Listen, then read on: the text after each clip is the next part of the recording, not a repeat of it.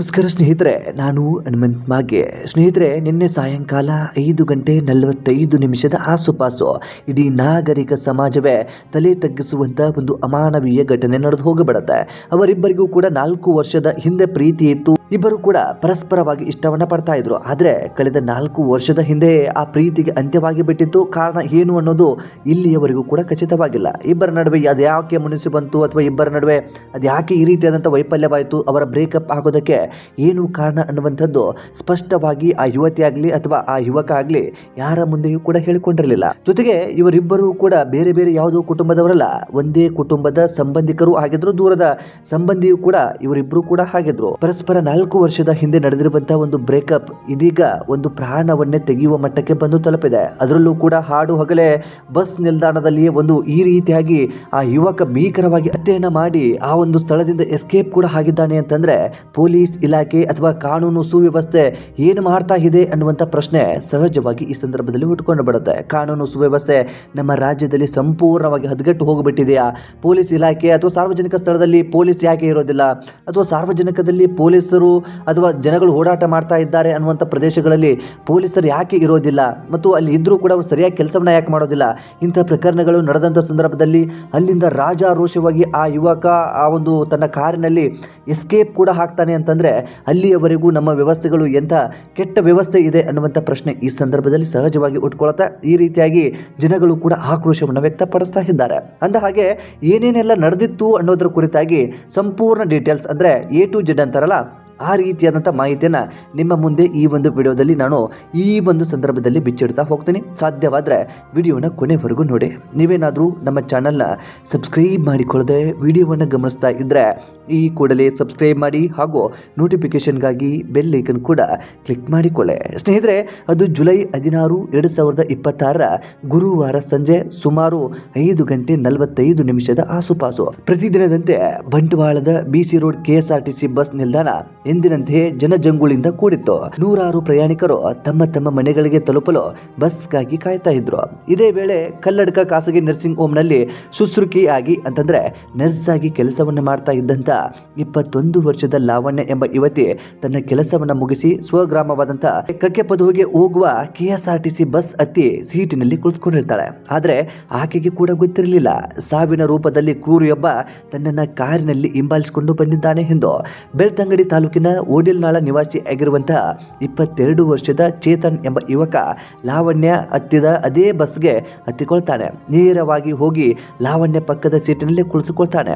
ಬಸ್ನ ಒಳಗಡೆ ಇಬ್ಬರ ನಡುವೆ ಒಂದಿಷ್ಟು ಜಗಳವೂ ಕೂಡ ಹಾಗೆ ಬಿಡುತ್ತೆ. ಮಾತು ಬೆಳೀತಾ ಇದ್ದಂತೆ ಆರೋಪಿ ಚೇತನ್ ತಾನು ತಂದಿದ್ದಂತಹ ಬ್ಯಾಗಿನಿಂದ ಭೀಕರವಾದ ತಲ್ವಾರ್ ಹೊರಗೆ ತೆಗೆಯುವುದಕ್ಕೆ ಪ್ರಾರಂಭಿಸ್ತಾನೆ. ಬಸ್ನೊಳಗಡೆ ಮಾರಕಾಸ್ತ್ರ ಕಂಡ ತಕ್ಷಣ ಪ್ರಾಣ ಭಯದಿಂದ ಲಾವಣ್ಯ ಜೋರಾಗಿ ಕಿರ್ಚಾಟ ಮಾಡ್ಕೊಳ್ಳೋದಕ್ಕೆ ಪ್ರಾರಂಭಿಸ್ತಾಳೆ. ಅಲ್ಲಿಂದ ಹೇಗೋ ತಪ್ಪಿಸ್ಕೊಂಡು ಬಸ್ನಿಂದ ಕೆಳಗೆ ಇಳಿದು ಆತನಿಂದ ನಾನು ತಪ್ಪಿಸ್ಕೊಳ್ಬೇಕು ಅಂತೇಳಿ ಜನಗಳು ಎಲ್ಲಿ ಕಾಣಿಸ್ತಾ ಇರ್ತಾರೋ ಆ ಕಡೆಗೆ ಓಡಬೇಕು ಅಂತೇಳಿ ತನಗೆ ದೋಚಿದ ಕಡೆಗೆ ಆಕೆ ಓಡೋದಕ್ಕೆ ಪ್ರಾರಂಭಿಸ್ತಾಳೆ. ಆದರೆ ಈ ಹಂತಕ ಚೇತನ್ ಆಕೆಯನ್ನು ಸುಮ್ಮನೆ ಬಿಡೋದಿಲ್ಲ.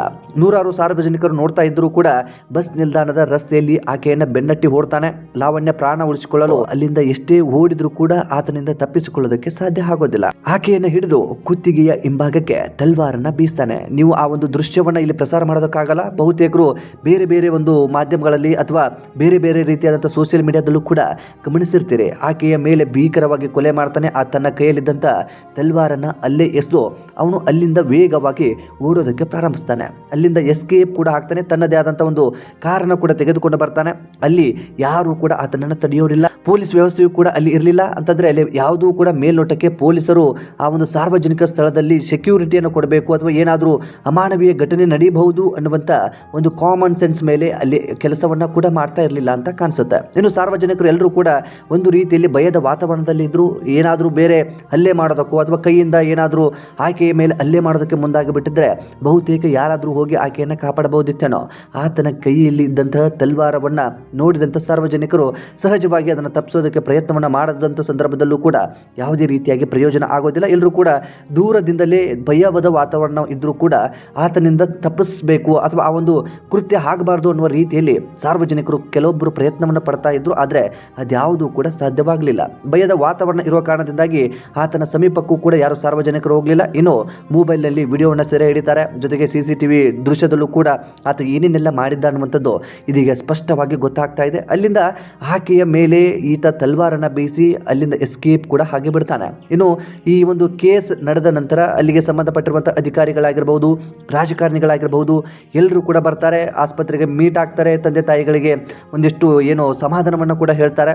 ಇಂಥದ್ದೆಲ್ಲವೂ ಕೂಡ ನಮ್ಮ ರಾಜ್ಯದಲ್ಲಿ ಹೊಸದೇನಲ್ಲ. ಎಲ್ಲವೂ ಕೂಡ ಕೃತ್ಯ ನಡೆದು ಹೋದ ಬಳಿಕವೇ ಆಗೋಗುವಂಥದ್ದು. ಕೃತ್ಯದ ಪೂರ್ವ ಯೋಜಿತವಾಗಿ ಅಲ್ಲಿ ನಾವು ಸೆಕ್ಯೂರಿಟಿಯನ್ನು ಕೊಡಬೇಕು, ಇಲಾಖೆಗಳು ಸರಿಯಾಗಿ ಕೆಲಸವನ್ನು ಮಾಡಬೇಕು ಅನ್ನುವಂಥದ್ದು ನಮ್ಮ ರಾಜ್ಯದಲ್ಲಾಗಲಿ ಅಥವಾ ದೇಶದಲ್ಲಾಗಲಿ ಒಂದು ಅಧಿಕಾರಿಗಳಿಗೆ ಇಲ್ಲವೇ ಇಲ್ಲ ಅನ್ನುವಂಥದ್ದು ಮೇಲ್ನೋಟಕ್ಕೆ ಗೊತ್ತಾಗ್ತಾ ಇದೆ. ಈ ರೀತಿಯಾದಂಥ ಒಂದು ಕೆಟ್ಟ ವ್ಯವಸ್ಥೆ, ಕೊಳಕು ವ್ಯವಸ್ಥೆ ನಮ್ಮಲ್ಲಿ ಇದೆಯಾ ಅನ್ನುವಂಥದ್ದು ಇಲ್ಲಿ ಮೇಲ್ನೋಟಕ್ಕೆ ಒಂದು ಪ್ರಶ್ನೆ ಕೂಡ ಉಟ್ಕೊಳ್ತಾ ಇದೆ. ಸ್ನೇಹಿತರೆ, ಬಡ ಕುಟುಂಬದ ಆಧಾರ ಸ್ತಂಭವಾಗಿದ್ದ ಮಗಳು ಲಾವಣ್ಯನನ್ನು ಕಳೆದುಕೊಂಡು ಆಕೆಯ ಹೆತ್ತವರು ಕುಟುಂಬದಸ್ಥರು ಸದ್ಯ ಕಣ್ಣೀರಿನ ಸಾಗರದಲ್ಲಿ ಮುಳುಗಿದ್ದಾರೆ.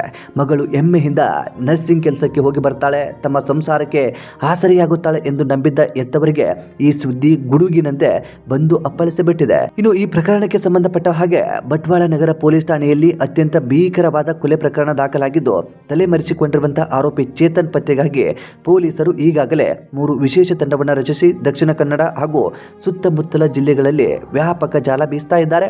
ಆರೋಪಿ ಬಳಸಿದ ಕಾರು ಮತ್ತು ಆತನ ಮೊಬೈಲ್ ಲೊಕೇಶನ್ ಆಧರಿಸಿ ತನಿಖೆಯನ್ನು ಇದೀಗ ತೀವ್ರಗೊಳಿಸಿದ್ದಾರೆ. ಇನ್ನೇನು ಬಿಡಿ, ಇವತ್ತು ಸಿಗ್ತಾನೆ ಅಥವಾ ನಾಳೆ ಸಿಗ್ತಾನೆ ಅಥವಾ ಇನ್ನೇನೋ ಒಂದು 2-3 ದಿನದಲ್ಲಿ ಆ ವ್ಯಕ್ತಿ ಎಲ್ಲೇ ಇದ್ರೂ ಕೂಡ ಆತನನ್ನು ಪತ್ತೆ ಹಚ್ಚುವಂಥ ಕೆಲಸವನ್ನು ನಮ್ಮ ಪೊಲೀಸ್ ಇಲಾಖೆ ಮಾಡುತ್ತೆ. ಸಹಜವಾಗಿ ಆಕ್ರೋಶಕ್ಕೆ ಒಳಗಾಗಿರುವಂಥ ಘಟನೆಯಲ್ಲಿ ಖಂಡಿತವಾಗಿ ಯಾವ ಆರೋಪಿಗಳಿರ್ತಾರೆ ಅವರನ್ನು ಬಂಧಿಸುವಲ್ಲಿ ನಮ್ಮ ಪೊಲೀಸ್ ಇಲಾಖೆ ಯಶಸ್ವಿ ಆಗುತ್ತೆ. ಆದರೆ ವಿಪರ್ಯಾಸ ಅಥವಾ ನೋವಿನ ಸಂಗತಿ ಏನು ಅಂತಂದರೆ, ಮುಂಚಿತವಾಗಿ ಅಥವಾ ಈ ರೀತಿಯಾದಂಥ ಒಂದು ಕೃತ್ಯಗಳು ನಡೆಯುವಂತಹ ಪೂರ್ವದಲ್ಲಿ ಯಾವುದೇ ರೀತಿಯಾದಂಥ ಸೆಕ್ಯೂರಿಟಿ ನಮ್ಮ ರಾಜ್ಯದಲ್ಲಾಗಲಿ ದೇಶದಲ್ಲಾಗಲಿ ಇರೋದಿಲ್ಲ ಅನ್ನೋದೇ ಒಂದು ದೊಡ್ಡ ನೋವಿನ ಸಂಗತಿ ಅಂತಾನೆ ಹೇಳಬಹುದು. ಸ್ನೇಹಿತರೆ, ಒಟ್ಟಾರೆಯಾಗಿ ಅಸಲಿಗೆ ನಿನ್ನೆ ನಡೆದಿರುವಂಥದ್ದು ಈ ರೀತಿಯಾದಂಥ ಒಂದು ಕೃತ್ಯ. ಇಬ್ಬರ ನಡುವೆ ಪರಿಚಯ ಇತ್ತು, ಆದರೆ ಆ ಪರಿಚಯ 4 ವರ್ಷದ ಹಿಂದೆ ಬ್ರೇಕಪ್ ಕೂಡ ಪಡೆದುಕೊಂಡಿತ್ತು. ಆದರೆ ಆ ವ್ಯಕ್ತಿ ಇನ್ನೂ ಕೂಡ ಆಕೆಯನ್ನು ಪ್ರೀತಿಸ್ತಾ ಇದ್ನೋ ಏನು ಮಾಡ್ತಾ ಇದ್ನೋ ಗೊತ್ತಿಲ್ಲ. ಒಂದು ಕಡೆ ಇದು ಒನ್ ಸೈಡ್ ಲವ್ ಅನ್ನುವ ರೀತಿಯಲ್ಲೂ ಕೂಡ ಕೇಳಿ ಬರ್ತಾ ಇರುವಂಥದ್ದು. ಅಂತಂದರೆ ಆತ ಒಬ್ಬನೇ ಆಕೆಯನ್ನು ಲವ್ ಮಾಡ್ತಾ ಇದ್ದ, ಆಕೆ ಅದನ್ನು ನಿರಾಕರಿಸ್ತಿದ್ಲು ಅಂಥೇಳಿ. ಆದರೆ ಕುಟುಂಬದವರೇ ಸ್ಪಷ್ಟನೆ ನೀಡಿರುವಂಥ ಪ್ರಕಾರ 4 ವರ್ಷದ ಹಿಂದೆ ಇಬ್ಬರು ಕೂಡ ಕಾಂಟ್ಯಾಕ್ಟ್ ಅಲ್ಲಿದ್ರು. ಬದಲಿಗೆ ಕಳೆದ 4 ವರ್ಷದಿಂದಾನೂ ಕೂಡ ಬ್ರೇಕಪ್ ಆಗಿ ಹೋಗಿತ್ತು. ಆದರೆ ಈ ರೀತಿಯಾದಂಥ ಹಿಂಸೆ ಅಥವಾ ಈ ರೀತಿಯಾದಂಥ ಚಿತ್ರ ಹಿಂಸೆಯನ್ನು ಆಕೆಗೆ ಕೊಡ್ತಾನೆ ಅನ್ನುವಂಥದ್ದು ನಮಗೂ ಕೂಡ ಗೊತ್ತಿರಲಿಲ್ಲ ಅನ್ನುವ ಹಾಗೆ ಕುಟುಂಬದವರು ಸ್ಪಷ್ಟನೆಯನ್ನು ಕೂಡ ನೀಡಿದ್ದಾರೆ. ಒಟ್ಟಾರೆಯಾಗಿ ಇಂಥದ್ದೊಂದು ಭೀಕರ ದುರಂತ ಯಾರು ಕೂಡ ಊಹೆ ಮಾಡ್ಕೊಳ್ಳೋದಕ್ಕೆ ಸಾಧ್ಯ ಇಲ್ಲ.